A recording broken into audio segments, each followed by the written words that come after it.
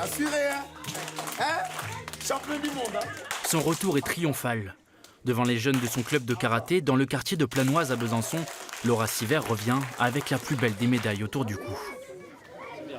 Dans ce quartier prioritaire, d'avoir une championne du monde, je le dis, pour l'image positive de Planoise, c'est extraordinaire parce qu'on ne parle pas souvent justement de belles choses et il est temps qu'on parle de ces belles choses comme la médaille d'or de Laura Siver. Cette médaille, Laura l'a gagnée après 3 jours de combat.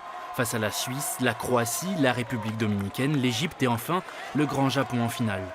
Le Graal a 21 ans pour elle qui a commencé le karaté à tout juste 7 ans, comme ceux devant elle aujourd'hui. Vous savez ce qu'il vous reste à faire, il faut s'entraîner dur et vous peut-être qu'aussi vous serez avec la médaille autour du cou un jour.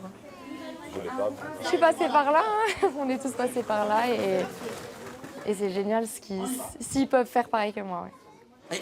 Nous étions allés à la rencontre de Laura en 2011. À cette époque, elle était licenciée dans le Jura et était déjà championne de France.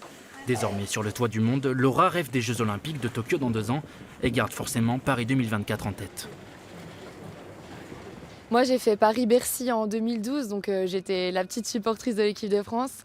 Et de voir un stade plein à craquer pour 4 athlètes, et franchement c'était magnifique. Donc je pense que de le vivre, ce serait encore plus beau. Si elle continue de jongler entre travail et humilité, Laura pourrait devenir, pourquoi pas, la première championne olympique de l'histoire du karaté.